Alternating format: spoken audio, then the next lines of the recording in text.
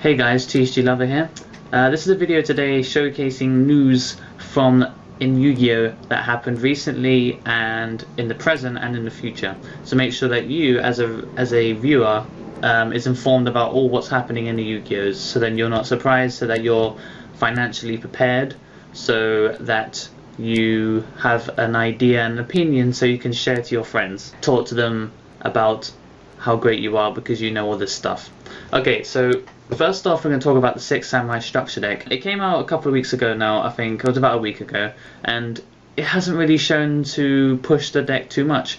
I played against it. The only real difference now is that Shadow of the 6 Samurai gives Gateway of the 6 another 2 counters. That's pretty much it. It can help, but it doesn't really matter that much. I still have no problem beating it. It's such an easy deck to beat now.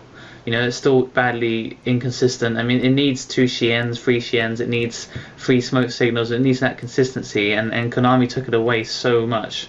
Even when it was at its best, it still wasn't that good. I mean, obviously Gateway of the 6 at 3 was stupid, so I don't mean like that. I mean in the March 2011 format. Okay, next up is Gold Series 5. That came out, I think it came out before the Samurai deck though. Yeah, the cards in there were kind of, when they were released, it was like, wow, my god, Gauze, oh, MST. And I did make a huge video showcasing each gold rare, so check my channel if you haven't seen it already. Yeah, all the cards have dropped in price, so there is absolutely no reason to buy that anymore, unless you really like the commons, but the commons are terrible. They're just like Don Zalug and stuff. It's like no one plays those cards anymore, so why would they put them in there? I mean, the gold rares are not even that great. I mean, I bought a Hyperion gold rare and it looks nice, but if I were to pull that from a £15 gold series, I would be very pissed off. Okay, but that's it from the past, because the past is not important anymore, but it's good to just discuss it anyway.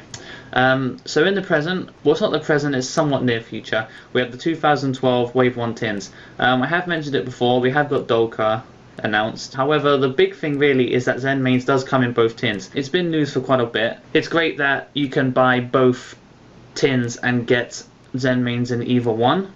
Means that you can lose friends regardless of what tin you buy and if you play the card. I mean, if you buy the Dolka tin, you can lose double the amount of friends, so you might as well just buy that one. And unless, of course, the Heroic Champion Excalibur tin has something really amazing in it, which probably does, which what they did last year, kind of, it was a little bit of an imbalance because everyone wanted Archlord Christia, but this year around there isn't the same kind of demand, so it could be balanced somehow. Okay, so recently in the North American World Qualifier last weekend, Windups won in a mirror match. Pro Winston played Chaos Dragons and he lost in the top 4. He came 3rd, I think. Yeah, he came 3rd, and which is really great for him. But a wind-up mirror match is what was really important here, because Konami said that they wouldn't hit wind-ups because of their poor showing in YCSs. And then in the North American qualifier, which is even more important than YCS because you get to go to Worlds, wind-ups came in a mirror match. This is really surprising because they were quite underrepresented as well. So yeah, if you check your eBay, Wind Up Rabbit especially has gone up to about $60 or something. It was about 30 because it kind of started to decrease. And also Maxis didn't really, they started to leave side decks, which is what kind of gave Wind Ups their edge. Okay, so in the near future again we have the return of the Duelist. Little news things, I've got a little written here. Magical Archetype, which is quite a big archetype in there, because if you buy Return of the Duelist, you will pull some of these cards.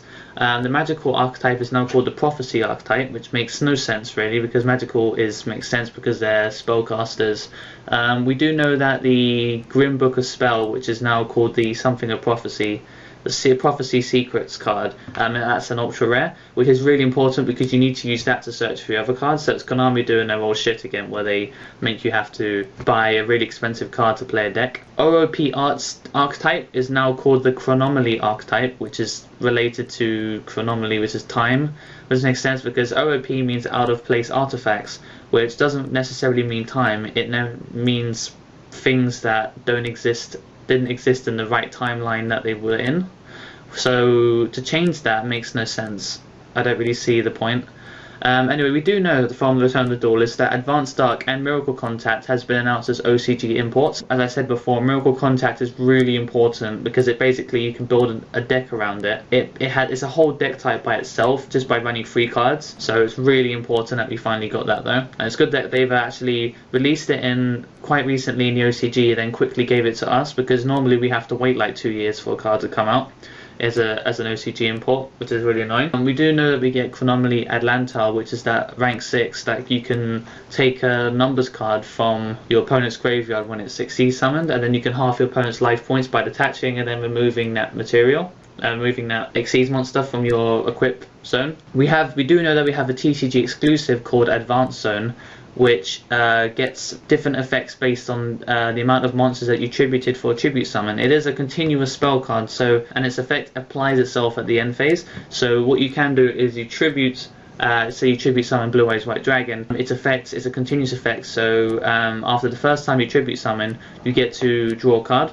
So the problem is with this card is that it doesn't allow you to actually use it with Treeborn Frog, because that's what you would use it in Monarchs, because it's the only deck that is competitive that tribute summons on a regular basis. The effect of when you tribute one monster is something like you get to destroy a spell or trap card, which is not that great, and it's not going to stay on the field very long, so it's kind of eh. Okay, so now for the future, the Return of the Duelist Special Edition, which is coming out in September, which is a little bit further than the Wave 1 tins and the Return of the Duelist, of course. It comes with either a card that everyone needs, or a card that needs to be released, like Wind Dragon of Ra. Nobody really wants it, but the fact is that it's nice for Konami to release it. Also, you either get that or you get a tournament level card, which has been predicted by many players to be Max C, because it's really it's due for a reprint, and at this time, especially with wind-ups showing so well in the qualifier, we really do need that Max C reprint to keep them at bay.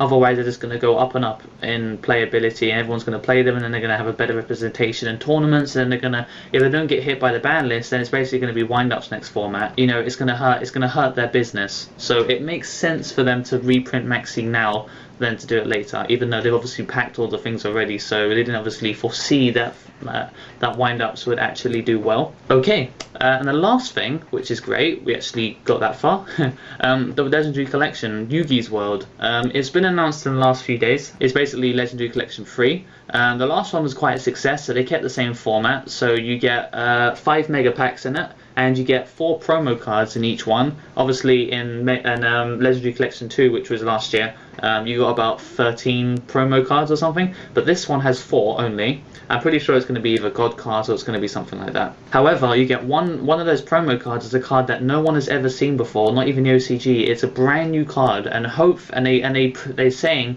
that it's really, really good, and it's going to change the game, which is going to be interesting. The Mega Pack has obviously 9 cards with 3 foil cards in it. The Mega Pack itself is a 306 card set, which is actually more than the last year's set, which had about 290 or something.